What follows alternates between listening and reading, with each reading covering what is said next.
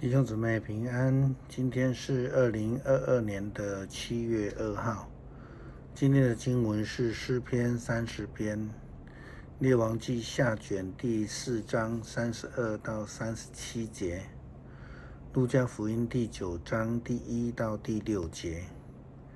今天要跟大家分享的主题是医治。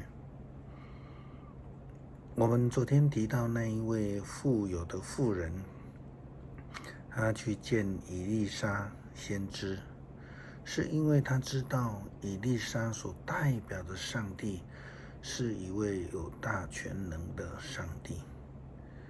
当他的儿子死掉之后，当然他再度的回到以利沙先知那里寻求帮助。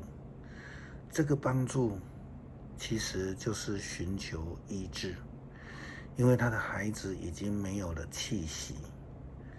在今天的经文记载当中，我们看到了先知以利沙为了孩子所行的事。这个过程我们可以称之为圣经所记载很难得看到的非常清楚的 CPR 急救的过程。以利沙到的时候，是圣经的经文这样说，他一个人进入房间里面去，看见孩子死了，躺在床上，他关上门，只有他和孩子在里面。他向上主祷告，然后他上床，伏在孩子身上，口对口，眼对眼，手对手。因为他伏在孩子的身上，孩子的身体开始暖和起来。以利沙站起来，在房间里来回走动，然后又上床伏在孩子身上。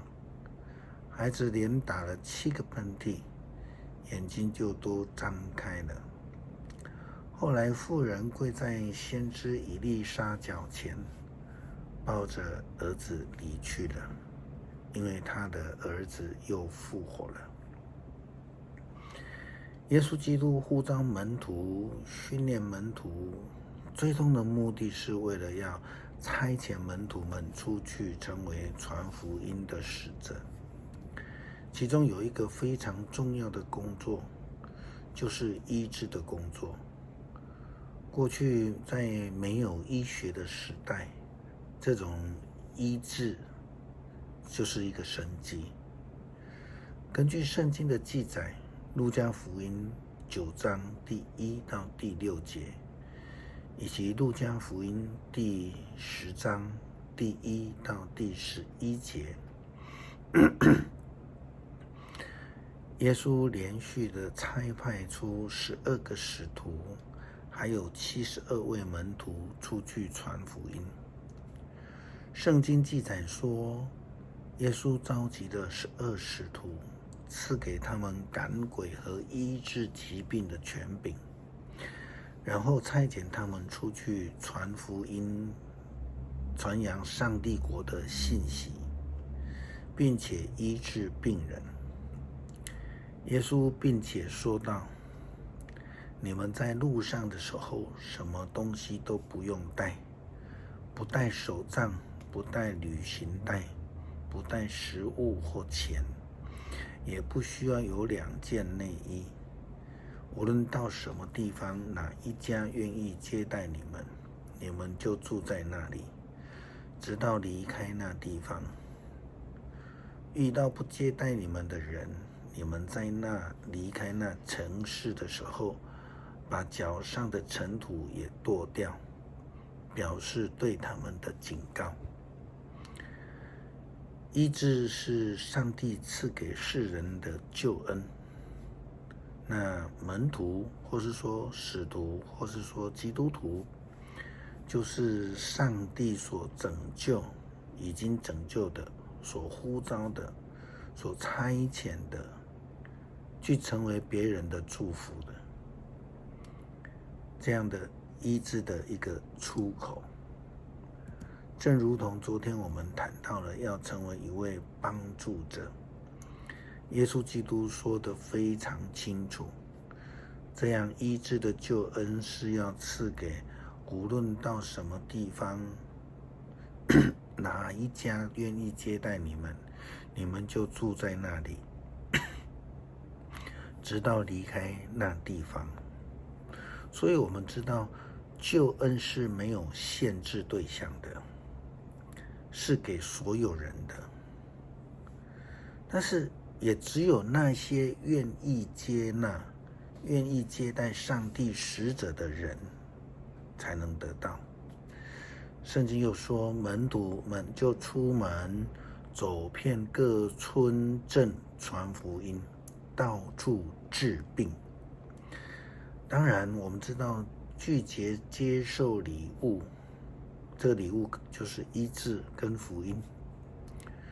拒绝耶稣基督所差遣的使者的人们，就与救恩无关，也得不到上帝所要赐下的平安。耶稣基督说道，生病的人才需要医生。当然我们知道，这是针对耶稣针对这个法利赛人的挑战提问回答的话。他所强调的是，上帝的救恩是要给需要的人，当然包括所谓的罪人，包括生病的人。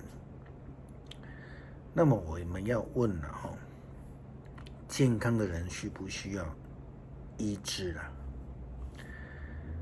从耶稣基督的回答，他认为不需要，但是这是有一个前提，这个健康的人是在表达以色列人，他们是选民，是已经得到上帝救恩的人，按理来说是不需要救恩医治的。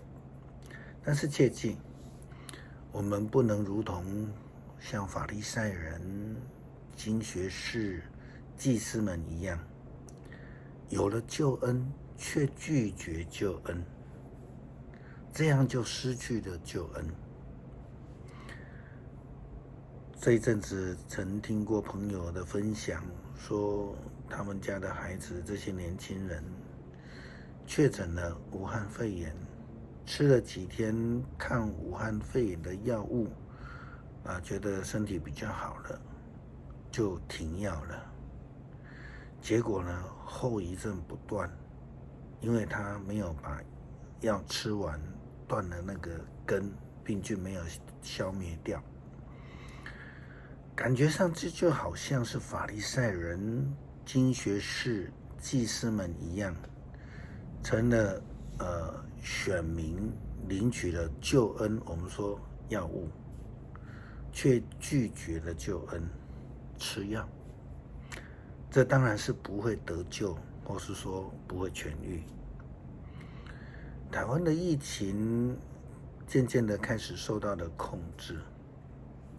在之前疫情非常严重的时候，为了控制医疗的量能，确诊者可以先透过视讯看诊，由合格的医师开立抗武肺的这个药物，并由亲人或专人来领药，送达在这个隔离的处所，然后就必须要按照时间上固定的吃药。